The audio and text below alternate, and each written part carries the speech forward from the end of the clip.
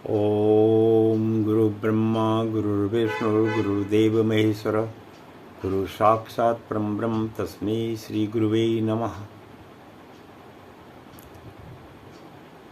मैं पंडित गिरीश तिवारी आज आपको सत्यनारायण की कथा के विषय में यह बतलाना चाहता हूँ कि यह क्यों किया जाता है और इसका महत्व क्या है। और दूसरा हमारा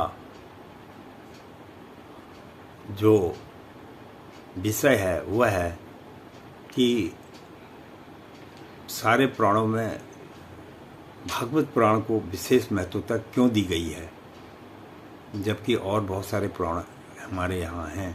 18 पुराण हैं, 4 वेद हैं, लेकिन भागवत पुराण को ही विशेष महत्वता क्यों दी। इन दोनों विषयों पर मैं 2 अलग अलग वीडियो बना रहा हूँ। तो प्रथम वीडियो तो मैं बना रहा हूँ कि सत्यनारायण भगवान की जो लोग कथा करते हैं वो क्यों करते हैं और इसके पीछे का महत्व क्या है। बहुत समय पहले जब त्रेता युग समाप्ति के अंतिम चरण में था, तब नारद जी ने भगवान विष्णु से पूछा कि हे प्रभु, आप तो कुछ समय प्रयाग द्वापर युग आने वाला है और आप यहाँ से जाने वाले हैं, तो आपके जाने के बाद लोगों का कल्याण करने के लिए कोई ऐसी कथा होनी चाहिए जिससे कि लोगों का भला हो जाए और वो आपका स्मरण करते रहें, क्योंकि बिना आपके स्मरण करे तो इस संसार से किसी की मुक्ति है ही नहीं। तब भगवान विष्णु ने बोला, आपका जो प्रश्न है यह अति उत्तम है। इसमें भगवान शंकर और ब्रह्मा जी का क्या कहना है, इस विषय में भी आप कुछ बताइए। तब ब्रह्मा जी ने बोला, मैं तो सृष्टि की उत्पत्ति करता ही हूँ, लेकिन पालन करता तो प्रभु आप स्वयं ही हैं। इसलिए आप ही बताइए कि जब तक व्यक्ति आपका नाम का स्मरण नहीं करेगा, जाप नहीं करेगा, ध्यान नहीं करेगा, तो उसका इस संसार से तरोतारण कैसे होगा। तो भगवान ने बोला कि मुझे तो श्रद्धा से आदमी प्राप्त कर सकता है, लेकिन हाँ, कुछ पाने के लिए मनुष्य को भी जीवन में कष्ट करना ही पड़ता है, तभी वो पा पाता है। इसलिए उसने क्या करा, उसने बोला कि ऐसा है कि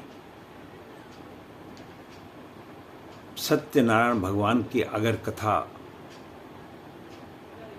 का श्रवण आदमी करते रहे तो उसको जो है काफ़ी हद तक भगवान विष्णु जी का ध्यान करने से उसको भगवत प्राप्ति हो जाएगी और उसके घर में सुख संपत्ति और धन धान्य और किसी प्रकार का कष्ट आदि नहीं किया जाए हो। इसलिए जो है श्री भगवान सत्यनारायण की कथा आदमी करते हैं, और यह नारद जी के प्रेरणा के हिसाब से ही हुआ है। इसे करना कब चाहिए, शुक्ल पक्ष की पूर्णमासी को अगर इसे किया जाए तो इसका महत्व 10 गुना ज़्यादा बढ़ जाता है। और इस कलयुग में मनुष्य के पास समय ना होने के कारण सबसे सुलभ और अच्छा उनका ध्यान करना और अपने घर को संपन्न बनाने के लिए सत्यनारायण की कथा, शादी ब्याह वगैरह आदि और अनेक समय पे किया जाता है, जिससे भगवान नारायण प्रसन्न हो जाएं। जिसके नारायण प्रसन्न हो गए उनके लिए समस्त संसार में सब प्रसन्न हो जाते हैं। सारे उनके अधीन ही भगवान आते हैं। नारायण से बढ़ के दुनिया में कुछ नहीं है। ओम नारायणाय नमो नमः।